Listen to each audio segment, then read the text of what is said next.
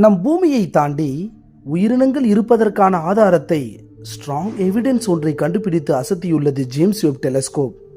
நம் சூரிய குடும்பத்தில் நம் பூமியை தவிர வேறு எந்த பிளானட்ஸ் கிரகங்களிலும் உயிரினங்கள் இருக்க வாய்ப்பே இல்லை என்று விஞ்ஞானிகள் தெரிவித்து விட்டார்கள். அப்போ இந்த பிரபஞ்சத்தில் நாம் மட்டும் தனியாகத்தான் இருக்கிறோமா, எந்த உயிரினமும் இல்லையா என்று மனிதன் கவலைப்பட்டு கொண்டிருந்தான்.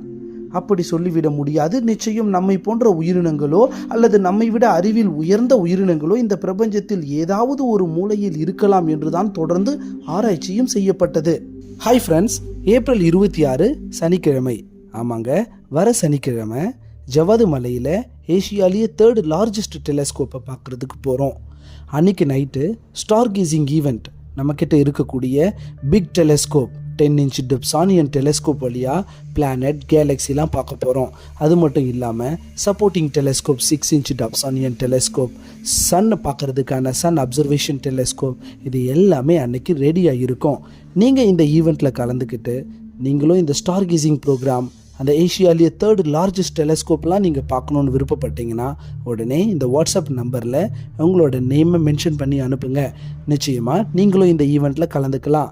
நன்றி. இதுவரை நடத்தப்பட்ட ஆராய்ச்சியில் சுமாராக 5000 கிரகங்கள் கண்டுபிடிக்கப்பட்டு அதில் மிகவும் குறைவாக 2000த்திற்கும் அதிகமான கிரகங்கள் ஆராய்ச்சிகள் செய்யப்பட்டு அதிலும் மிக மிக குறைவான எண்ணிக்கையிலான கிரகங்கள், அதாவது அந்த கிரகத்தில் உயிரினங்கள் இருப்பதற்கான சாத்தியக்கூறுகள் இருக்கலாம் என்று ஆராய்ச்சிகள் தொடர்ச்சியாக நடத்தப்பட்டது. அப்படித்தான் சில வருடங்களுக்கு முன்பு விஞ்ஞானிகள் K2-18b என்ற ஒரு கிரகத்தை கண்டுபிடித்தார்கள். நம் பூமியை விட 2.5 மடங்கு பெரிய கிரகமான இந்த K2-18b பூமியில் இருந்து கிட்டத்தட்ட 1126 ட்ரில்லியன் கிலோமீட்டர், அதாவது 1 ட்ரில்லியன் என்பது 1,00,000 கோடி கிலோமீட்டர், அதுபோல 1126 ட்ரில்லியன் கிலோமீட்டர், இன்னும் விளக்கமாக சொன்னால் 124 ஒளியாண்டு தூரத்தில் இருக்கிறது அந்த கிரகம். ஒரு மனிதன் அவனின் சிறு வயதில் தனது விண்வெளி பயணத்தை தொடங்கினான் என்றால் இந்த கிரகத்தை சென்றடையவே அவன் வாழ்நாள் முழுவதும் பயணம் செய்தால் கூட இந்த கிரகத்தை அடைய முடியாது. அதுவும் அவன் ஒளி வேகத்தில் ஒரு செகண்டில் 3,00,000 கிலோமீட்டர் வேகத்தில் சென்றாலும் கூட அந்த கிரகத்தை அடையவே முடியாது.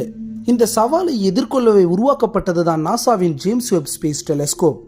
பூமியிலிருந்து சுமாராக 15 லட்சம் கிலோமீட்டர் தூரத்தில் இருந்து விண்வெளியில் மிக தொலை தூரத்தில் ஏதாவது ஒரு கிரகத்தில் உயிரினங்கள் இருக்காதா என்று தொடர்ந்து ஆராய்ச்சி செய்து வரும் இந்த தொலைநோக்கி ஏற்கனவே சில ஆண்டுகளுக்கு முன்பே கெப்லர் ஸ்பேஸ் டெலஸ்கோப்பால் கண்டுபிடிக்கப்பட்ட கெப்லர் 2, அதாவது K2-18b என்ற கிரகத்தை தொடர்ச்சியாக ஆராய்ச்சி செய்து கொண்டிருந்தது.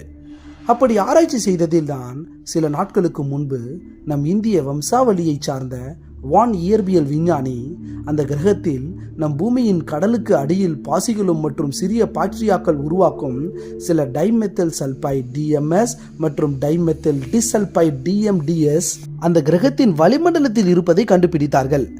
எப்படி என்றால், நம் பூமியிலிருந்து 15 லட்சம் கிலோமீட்டர் தூரத்தில் இருந்து K2-18 என்ற நட்சத்திரத்தை தொடர்ச்சியாக பார்த்து கொண்டிருந்த ஜேம்ஸ் வெப் டெலஸ்கோப் அந்த நட்சத்திரத்திற்கு முன்னால் ஒரு கிரகம் கடந்து செல்வதை பார்த்தது. அந்த சமயத்தில் அந்த கிரகத்தின் வளிமண்டலம் வழியாக அந்த சூரிய ஒளியானது K2-18b என்ற பிளானட்ஸின் வளிமண்டலத்தின் வழியாக நுழைந்து வரும். அந்த வரக்கூடிய ஒளியை இங்கு இருக்கக்கூடிய தொலைநோக்கியின் அதிநவீனமான ஸ்பெக்ட்ரோஸ்கோபி இன்ஸ்ட்ருமெண்ட் மிக துல்லியமாக அந்த வளிமண்டலத்தில் இருக்கக்கூடிய மூலக்கூறுகளை அந்த ஸ்பெக்ட்ரம் டேட்டாவை வைத்து கண்டுபிடித்து விடும். அதன் அடிப்படையில் பார்த்தபோதுதான் அந்த வளிமண்டல மூலக்கூறுகள் பெரும்பாலும் டைமெத்தில் சல்பைட் மற்றும் டைமெத்தில் டிசல்பைட் அதிகம் இருப்பதை, அதாவது நம் பூமியில் இருப்பதை விட பல 1000 மடங்கு அதிகமாக இருப்பதை கண்டுபிடித்து அசத்தினார்கள். இந்த கண்டுபிடிப்பினால் என்ன தெரிகிறது என்றால், அந்த கிரகத்தில் உயிர் வாழ்க்கை நிச்சயம் சாத்தியம் என்று ஒரு தெளிவான தகவல் கிடைக்கின்றது. பூமியில் கடல் பாசிகளும் மற்றும் சிறிய பாக்டீரியாக்களும் உருவாக்கும் இந்த மாலிக்யூல்ஸ் DMS மற்றும் DMDS அங்கேயும் இருக்கிறது என்றால் நிச்சயம் அங்கு கடல் பாசிகளும் பாக்டீரியாக்களும் ஏன் இருக்கக்கூடாது என்று விஞ்ஞானிகள் கேள்விகளை எழுப்புகிறார்கள். இன்னும் அதிகமான டேட்டாக்கள் தேவைப்படுகிறது இந்த ஆழமான ஆராய்ச்சிக்கு என்று விஞ்ஞானிகள் எதிர்பார்த்து கொண்டிருக்கிறார்கள். பார்ப்போம், நிச்சயம் K2-18b அந்த கிரகத்தில் என்னதான் இருக்கிறது என்பதை. நன்றி. மீண்டும் இது போன்ற ஆச்சரியமான பல தகவல்களோடு உங்களை மீண்டும் சந்திக்கிறேன். இது உங்கள் அன்பு நண்பன் மோகன்ராஜ்.